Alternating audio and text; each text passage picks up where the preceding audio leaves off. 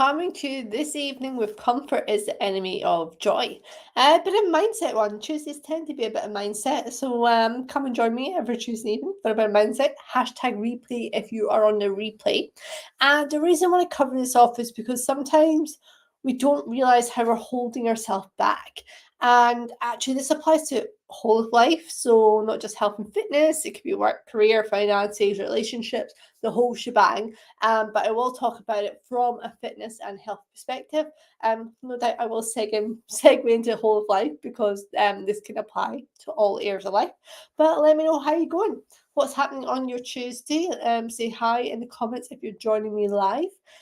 There's no need to block out the sun this evening, right? Officially, summer is over and it's humid as hell out there. But sunshine has gone, the hills are disappearing. So I'd be surprised if we don't get a thunderstorm. But hey ho. As you can see, I'm also a bit colder, so the layers are back on already. All right, team, let's get into it then. Comfort is the enemy of joy. And what I mean by this is we get comfortable. Now, you think comfort's not a bad thing, Julie. Comfort's a good thing. It gives you that warm, cozy feeling that you're seeking right now.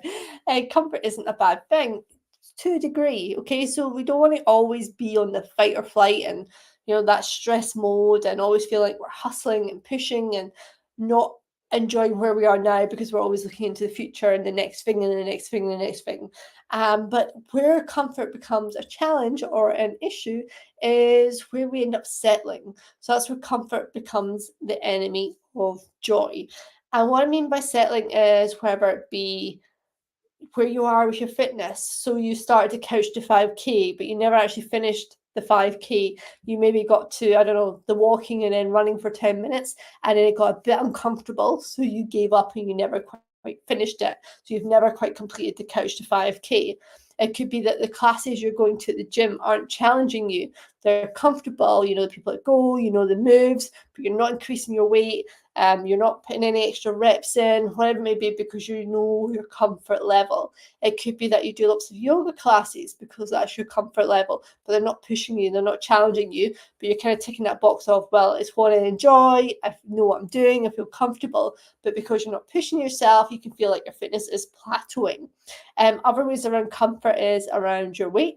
It might be you're like, oh, I lost some weight and it's not gone back on, so I lost a couple of pounds, that's fine. I'm not as heavy as I was. So again, you sit in that comfort. So your clothes might fit a bit better, but actually where you are in terms of the health index isn't in a great place. You might still be in the obese category. You might be in the overweight category. There's still lots of clothes in your wardrobe you can't fit on. You're still not feeling entirely confident in your body. Still covering it up. But yet you're not as heavy as what you were, so that's a good thing. Or you've not put those extra pounds back on, so you can again settle to go, oh, well, it's better because it wasn't as bad as it was, rather than going, actually, let's look at my overall health, how much harder things are getting up the stairs, going for a jog, whatever, running for the bus. The everyday things are harder, walking up a hill, because I'm still actually overweight and my health isn't where I would like it to be to do those things, but we tell ourselves it's okay because we've not actually put that weight back on, those pounds back on. And that's where you end up sitting in comfort. And as I've mentioned, you can apply it to lots of things with your career. I see it with lots of people when I life coach about ebbs and flows in their work. And they're like, oh, it's not that bad right now, it's okay. And then the shit hits the fan and, oh, work's a nightmare, it's horrendous, and it takes over your whole life. But it'll be okay once we get past this project, once this project finishes. That thing of, oh, it's a mental week, but it'll be okay once we get to the weekend. So we always look for that positive thinking in a way that things will get better when, but we sit in comfort because it's easier than taking action. Because comfort, we know what we're going to get, right? So it's also like when people identify themselves as being overweight, that's your comfort zone. I've had clients who have lost weight and then they've gone and put it back on because actually their comfort zone was being overweight. It was part of how they identified themselves. It was their social circle, the person who liked the chocolate, the cakes, the biscuits. And when you get comfortable, your part of your identity is known to yourself and to everyone else. So you're like, oh, I'm always going to be the overweight person. I'm always going to be this. I'm always going to be that. And nobody makes comments to you. For me, myself, when I was overweight, size 18 plus, no one said anything. They didn't say, oh, Julie, are you okay? You're putting quite a lot of weight on. What about your future health? No one speaks to you. But when you start to lose weight, it gets uncomfortable because that's when people say, oh, you should be eating more. oh, are you okay? What's happened? And it's amazing, well, shall we say, the feedback you get from people when you start to look after your health, when you start to lose weight, the opinions that come in when you start to look after yourself, because people, they might be friends, they might be family, and you might think, oh, this person's really got my back. But once you start to live a healthier lifestyle, you find out who really doesn't have your back, because there's people who disappear out your life and they'll make comments, or they'll try and feed you the chocolate, want you to drink alcohol when you're not really fussed about drinking alcohol. I personally got given a litre bottle of vodka when the person knows I'm not really drinking anymore. So it's that whole thing about the sabotage that comes in, because when you're doing well and you're progressing in your health, your fitness, and your momentum, other people don't like that. They feel a bit crappy because they can't turn up and show that for themselves. So you can end up being like, oh my God, I don't want to lose all my friends. Like, what if I lose all my friends because I'm healthy and I don't want to go on the afternoon teas and I don't want to go out drinking and I don't want to be up all night drinking? And it's like, if you're going to lose those friends because you're choosing to look after your health, are they really friends for life? Let's face it. Because if someone's saying to you, oh, I don't want you to like lose weight, be healthier, be happier in yourself, and all those positive things, then that's not friends that I'd want in my circle. Like, I really wouldn't. And yes, I've lost friends because I've gone healthier and I'm not out binge drinking at the weekends anymore, and because I'm not having this or doing this, because I make the choices based on my energy and how I want to feel. Then when you say no to people, that causes conflict, and that's uncomfortable. So we want to avoid the discomfort, the conflict, by staying in that comfort of just saying yes to people. Yes to the afternoon tea, yes to the other bottle, yes to another drink, yes to the cake, yes to the chocolate, all those things that you say yes to, because you don't want to have discomfort of conflict or voicing your opinion about how you feel or your goals with what you're trying to achieve. And this is why comfort is the enemy of joy, because it's basically where you end up saying no to yourself to appease other people, or just to stay stuck where you are in the identity of yourself. So how do you get out of that place, and how do you get out of a place of comfort? Well, as I said, depending on what your goal is around health and fitness, it could be in a body pump class, putting a little bit more weight in on the bar. It could be that if you're going to the yoga, you're going to try a harder yoga class.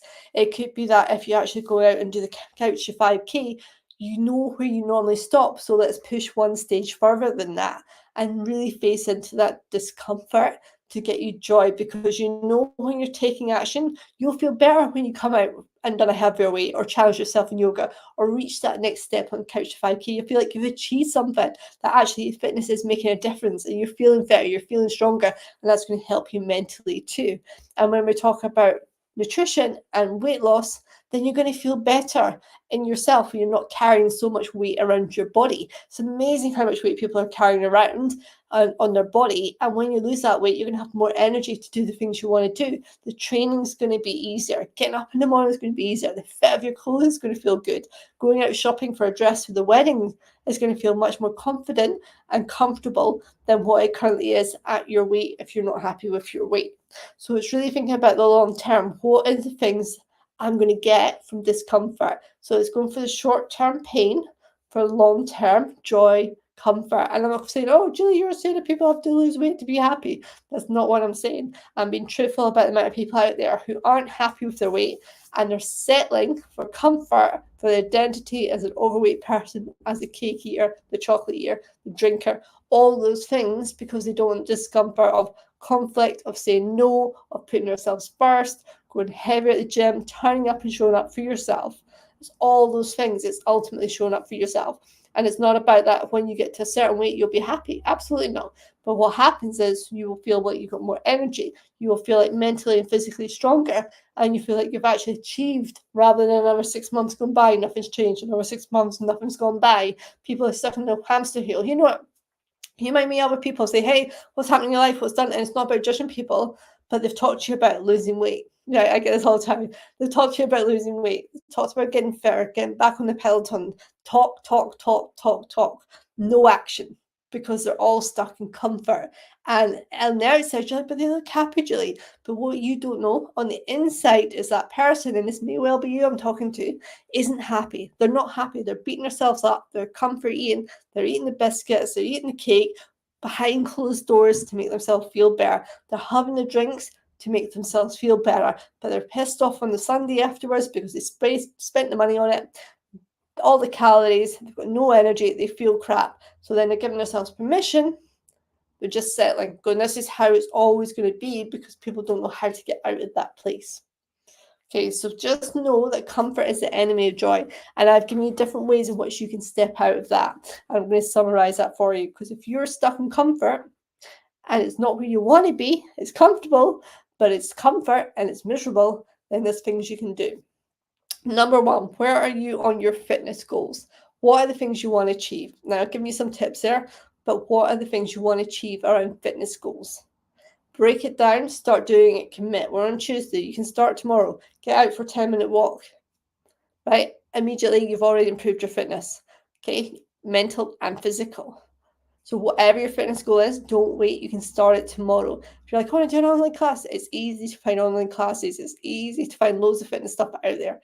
Couch to 5K, as I mentioned, and maybe you need to restart day one. Start day one again tomorrow. Simple. Okay, number two, nutrition-wise. You don't want to say it tomorrow morning? Get up 15 minutes earlier, have eggs for breakfast. But Julie, I don't have time. Scrambled egg is the quickest thing in the world. Even boiled egg, you can load up the dishwasher while your eggs are boiling, which is why mine are always overdone, because I'm doing things in between. But the point is, you have time in the morning. You do have time. You're just not making time to fuel your body. I promise you, if you have a protein-led breakfast, you will lose weight because it'll stop you snacking later on. Okay, so number two, protein-led breakfast. Again, you can start that tomorrow. You might be like, Julie, I don't have any eggs. It's 8 o'clock now. You can pop out to the shop and get some. Okay, number two, protein-led breakfast. Number three, dreams, goals, aspirations. What is it you want from life? Now, this is a biggie, right? Okay, but just start thinking about what is it you want from life. Like, too many people stop dreaming, or they speak about it as if it's never going to happen.